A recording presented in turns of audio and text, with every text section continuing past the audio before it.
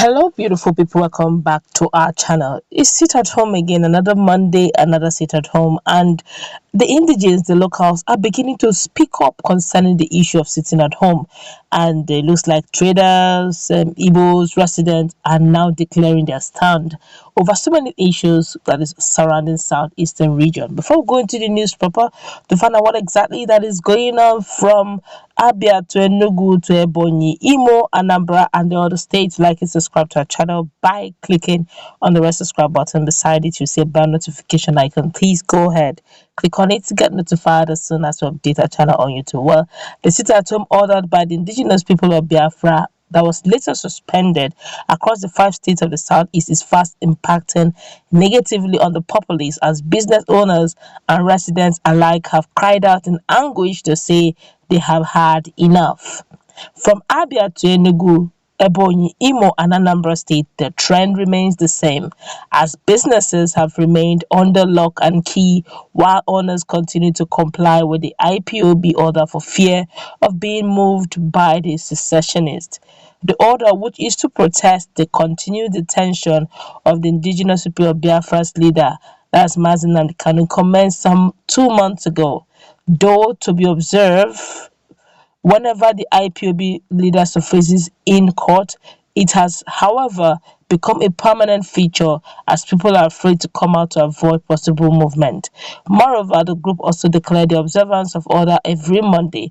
The order intensified as Kanu appears in court on Wednesday to continue with his trial over the alleged treasonable felony, terrorism, run an illegal company publishing defamatory material, and illegal possession of firearms. In Abia State, where there was partial compliance last week, for instance, business owners who dared to order forcefully shut down when news filtered that hoodlums were bringing down Ohiya Mechanic Village, Umuahia, over non-compliance. While there were skeletal services at the state secretariat, only one lawmaker was cited by one of our reporters during a visit to the 24-member state legislature. Although no serious incident or loss of lives as witnessed in other states within the region, the sit-at-home order has impacted negatively on the economic life of both the people and the government.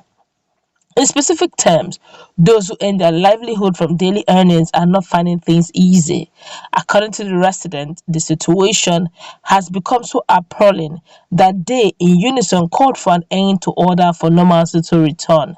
Speaking on the development, President Umuahia Chapter of Commerce, Industry, Mines and Agriculture, UCCIMA, Chief Nkemchi Aroma, said the Monday order is badly hitting the economy of the state as well as those of their states in the region. The UCCIMA boss, who noted with dismay the economic loss worth millions of naira, further said business owners do not open shops for business transactions on sit-at-home days. He also said businessmen from neighboring Akwa Ibom, Cross River, River State would prefer to visit other states free of restriction orders than coming to Abia State. When businesses are not open, it affects both individual businessmen and government revenue base, including the poor masses who hawk pure water for their living. Every day there is sit at home, we lose hundreds of millions of naira. Transporters are not bringing out their vehicles on the road. Shop owners are not opening for businesses. We are begging the agitators to have a change of mind before the Southeast is completely brought down, Aroma said.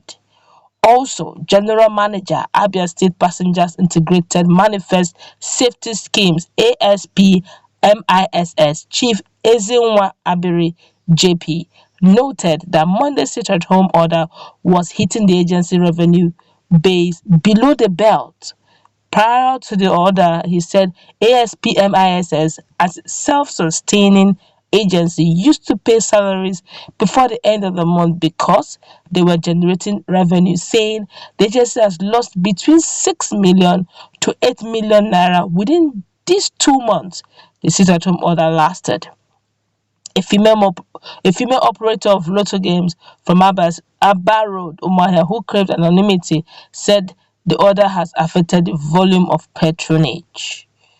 In Anambra, Oka in particular, Blueprint reports that okay, reports that residents are passing through pains and agonies while students miss their examinations and events were scheduled all in observance of the order. Also, with less than a month to the state's governorship election, some political parties cancelled or postponed open campaigns, with some others taking theirs to Anambra residents at Lagos, Abuja, Rivers, Delta, and so on, even as many others launched the campaign and maintained only the campaign online. We can't do anything for now. I will open my shops only when I see that people have done that too. I don't want to die or lose my wares. Would government feed my family? He asks. They're telling us to open shops, but it won't be possible unless we, the traders and marketers, agree to do so if there is improved security. Truly, it is affecting us. We now have only 5 days to trade in the week, a trader, Mr. Sunday Iguatu, noted. An economist and a former governor, Central Bank of Nigeria (CBN), Professor Charles Soludo, at a recent stakeholders meeting, posited that Anambra State alone lost a sum of 19.6 billion naira at every seat at home. Although IPOB later announced cancellation of the order as well as its enforcement, people are still observing it out of fear of the unknown. Unknown UGM and rival movement groups seem to have latched on the loophole. Casualty figures from September 28 to October 11, 2021, not less than 20 persons have been brought down by hoodlums in the state. Among them are Dr. Chike Akunyili, husband of the late Minister of Information, Professor Dora Akunyili, and Dr. Lawrence Ezinwa. Vehicles, houses, and other valuables were also set ablaze across the state.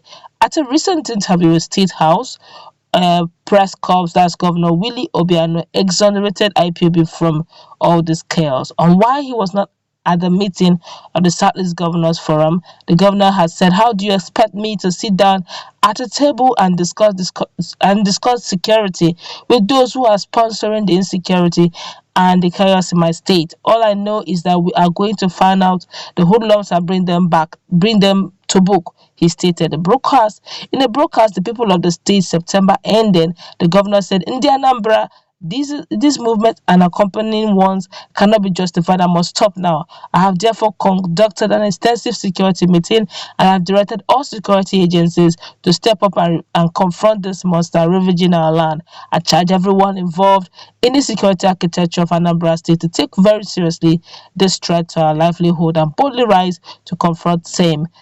Traditional rulers, president, general, clergymen, vigilante groups, and all leadership structures must now take responsibility and in conjunction with the police, military, and other law enforcement agencies, work to restore order immediately."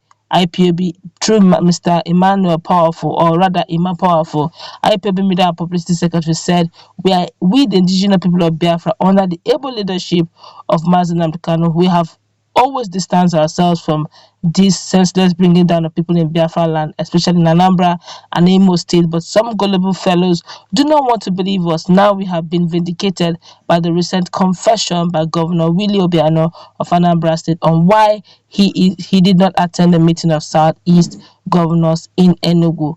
Let's meet in our comment section. A lot has been said, a lot is still going to be said. A lot of people are insisting that businesses will be relocated from Southeast. This is quite a serious one. Let's interact. What's your take?